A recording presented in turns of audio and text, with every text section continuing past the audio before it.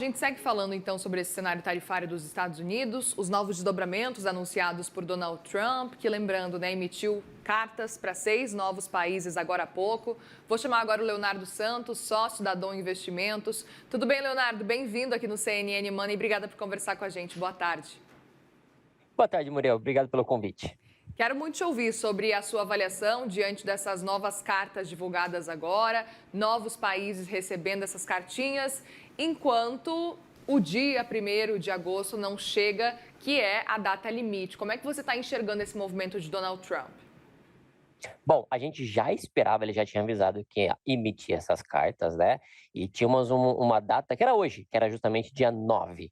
E ele adiou para o dia 1º. Então, assim, eu acho que eu vou primeiro ressaltar até o reflexo que isso teve no mercado, que por enquanto, pelo menos no mercado internacional, foi nenhum. Primeiro, porque o mercado já esperava. Segundo, porque a política de Donald Trump já está um pouco previsível pelo mercado, onde ele é um pouco mais agressivo e tal, e depois consegue fazer todos os acordos mais ou menos como ele quer. Mas o reflexo que nós estamos tendo no mercado internacional hoje é um reflexo que o mercado, a gente chama até de mercado mais maduro. O mercado não está olhando muito para isso, mas aqui no Brasil a gente está um pouco mais preocupado, os países estão um pouco mais preocupados justamente porque essas tarifas podem afetar. Muriel, a gente tem que lembrar que a gente ainda, o mundo ainda briga um pouco com a inflação, desde que a gente veio lá da pandemia, que a gente teve uns juros subindo, uma inflação subindo forte, aí o mundo teve que subir juros, a gente manteve política monetária restritiva por mais tempo, e essas tarifas agora pode voltar a preocupar novamente um pouco o mercado em relação a principalmente como é que fica a inflação. E aí tem o Brasil no meio de tudo isso que ainda não sabe como é que vai ficar. Se realmente que tarifa a gente vai sofrer. A gente tinha uma tarifa básica de 10%, mas Donald Trump ameaçou aumentar em mais 10% para todos os membros do BRICS. Então, isso causa uma preocupação. Tanto que a gente vê até a Bolsa realizando um pouquinho no dia de hoje aqui no Brasil. Então, a gente está um pouco mais preocupado justamente porque é uma incógnita, é uma incerteza que paira aqui no ar no Brasil sobre as tarifas de Donald Trump. Não só no Brasil, mas em boa parte do mundo aí com as suas cartinhas. Pois é, eu queria até entender como é que você está avaliando a reação do mercado no dia de hoje. Nenhuma novidade realmente, você citou para a gente um ponto importante, que é o fato de que Donald Trump já tinha avisado que ia enviar pelo menos 7 cartas hoje pela manhã, enviou 6 cartas para 6 países, pelo menos até agora. Tem previsão de novas cartas ao longo aí do dia de hoje. E aí, de modo geral, a gente está acompanhando, por exemplo, o mercado lá nos Estados Unidos, de olho, por exemplo, nas bolsas em Wall Street, e elas chegaram a recuar um pouco depois da divulgação das cartas, mas nada Sim. de forma tão relevante, elas continuam operando, inclusive, no positivo, né? De olho, inclusive, no Ibovespa, o cenário também não mudou tanto, a gente está sentindo bastante o impacto dessas ameaças desde o começo do dia de hoje, desde o começo do pregão. Como é que você entende que o mercado está entendendo esse cenário? Tentando fazer realmente uma interpretação do mercado. Porque no início, quando ele começou com as tarifas, qualquer coisinha que ele falava, qualquer tarifa, preocupava demais o mercado e o mercado já trabalhava negativos, com bolsas caindo. E você vê que agora com as tarifas, com as cartas, você vê que o mercado norte-americano está ali flat, nada animado, mas levemente positivo. O que o mercado deve estar precificando provavelmente? Que ele está enviando as cartas com tarifas até altas. A gente acabou de citar tarifas de 30%, de 25%, né? Então, umas tarifas até que alta. E aí, como a gente tem até ainda o dia 1º de agosto, o mercado deve estar esperando o quê? Então vamos ter acordo para baixar de 30 para 15, de 30 para 20, de 30 para 10, quem sabe? Então, provavelmente essa é a ótica do mercado, o mercado já precificou. Essa não é uma notícia nova no mercado. Essa cartinha, ela vai chegar mais cedo ou mais tarde para o Brasil. E é onde a nossa bolsa agora está fazendo uma precificação. Muriel, a gente estava até ontem em máximas históricas na nossa bolsa. E hoje a gente cai mais de 1% no nosso BOV. O que significa isso? Nova precificação do que pode vir nessas cartinhas de Donald Trump. E ainda mais com essa ameaça sobre aumentar em mais 10% o BRICS. Aqui no Brasil, a gente acabamos não, ainda estamos brigando muito com a inflação alta, onde o Banco Central agora parece que vai manter a taxa de juros inalterada nas próximas reuniões. Mantendo alta, não temos previsibilidade de corte ainda, mas mantendo alta, brigando com a inflação. E aí agora se vir essas tarifas, que pode ser 10, 20% para esses produtos importados dos Estados Unidos, pode novamente causar um pouco de inflação. Isso, sem sombra de dúvida, preocupa o Banco Central, preocupa o governo e preocupa a gente como cidadão também, tá? E é interessante, né? Porque quando a gente começou a acompanhar Donald Trump anunciando o Liberation Day, por exemplo, a gente viu uma preocupação, uma questão envolvendo principalmente o Jeremy Powell do Fed. Ele deixou muito claro o quanto a instabilidade estava forte realmente naquele momento nos Estados Unidos.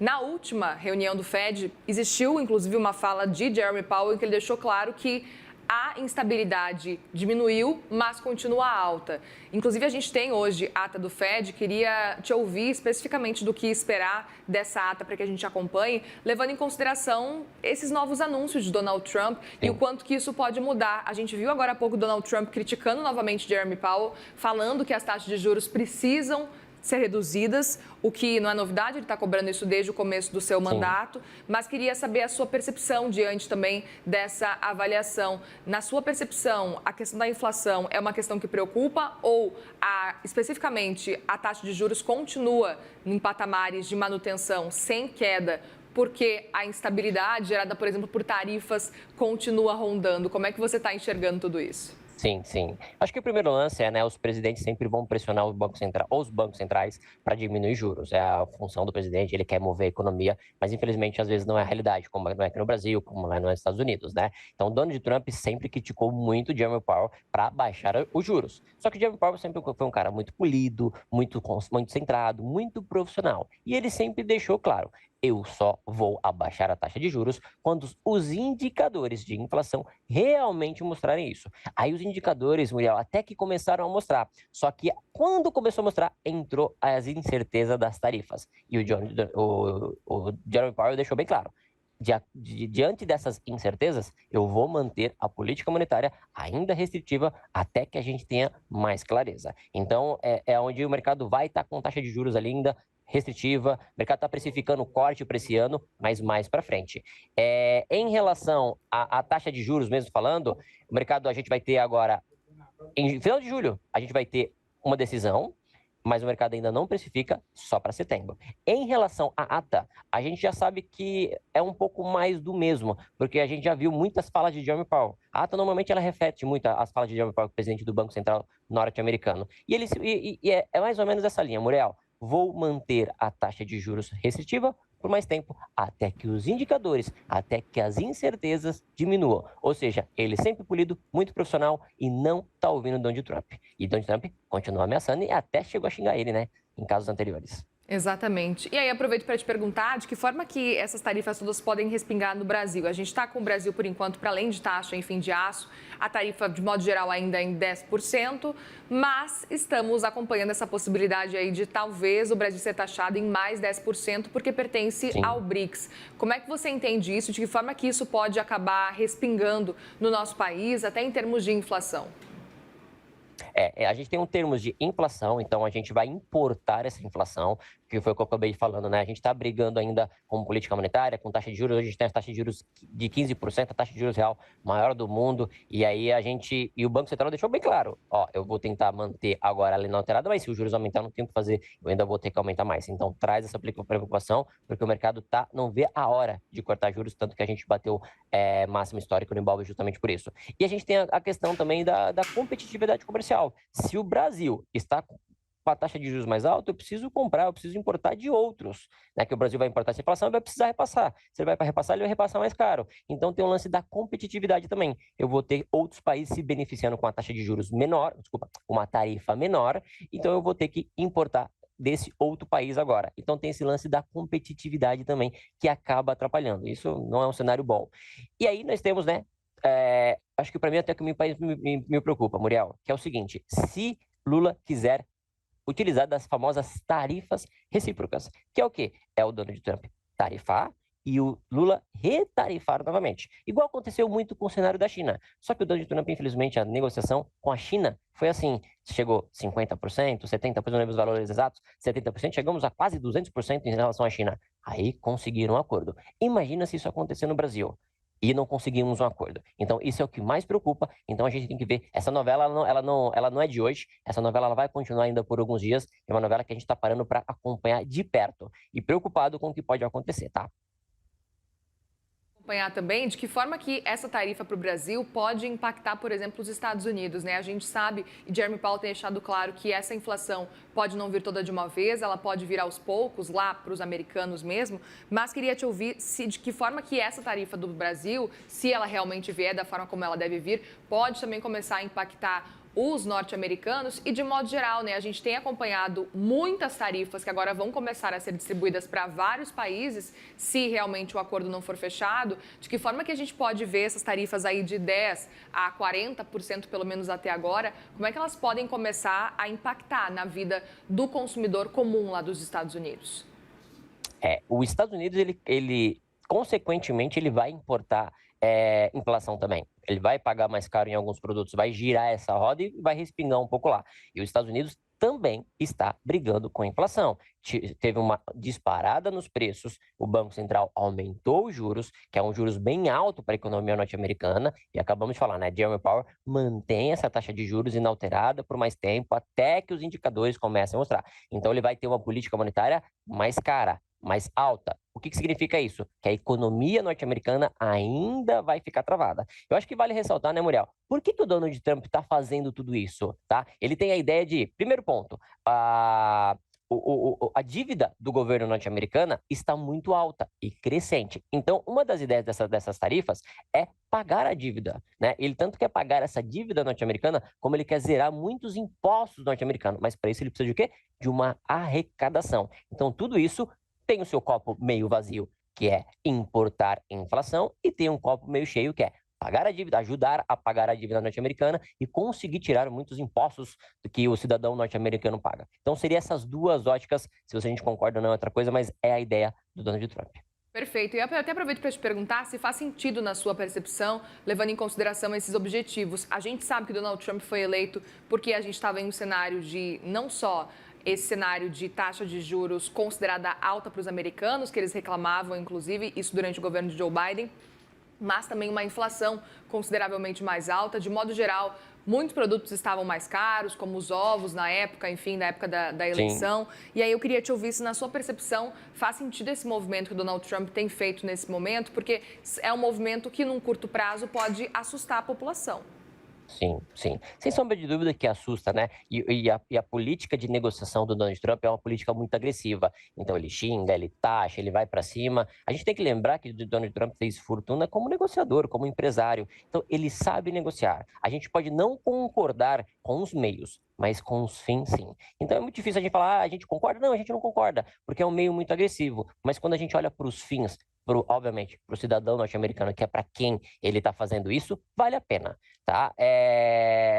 Enfim, Muriel, assim, é muito complicado a gente falar, né, de como ele negocia, né? A gente não concorda de como ele negocia, mas o efeito final é legal. Acho que vale ressaltar aqui também que ele está fazendo isso muito no início do seu mandato. Eu acho que isso de forma proposital. Acho que no início do seu mandato você tem que ser um pouco polêmico, você tem que ser um pouco agressivo, você precisa fazer arrecadação para mais para o final do mandato você ser mais, você mostrar o reflexo disso. Então acho que lá na frente ele tem que mostrar, diminuir os impostos, diminuir a inflação, diminuir juros, diminuir o imposto. Olha o que eu fiz para a nação norte-americana. Eu acho que isso tudo vai se refletir lá na frente. Perguntar também, olhando desse ponto de vista, desse cenário também, que ano que vem tem as eleições de meio de mandato, né, as midterm elections. E aí é um ponto que Donald Trump também vai ser testado. Na sua percepção, ano que vem já vai ser possível, pelo menos, sentir um pouco mais do impacto desse movimento feito por Donald Trump ou não? Porque, por exemplo, se fosse esse ano eleição, certamente não seria tão fácil a vida dele, né? Para o ano que vem, como é que você acredita que vai estar a economia norte-americana a partir, então, de como Donald Trump tem feito esses movimentos todos? Perfeito. Eu acho que se realmente fosse hoje, a popularidade dele estaria baixa justamente por todas as polêmicas, né?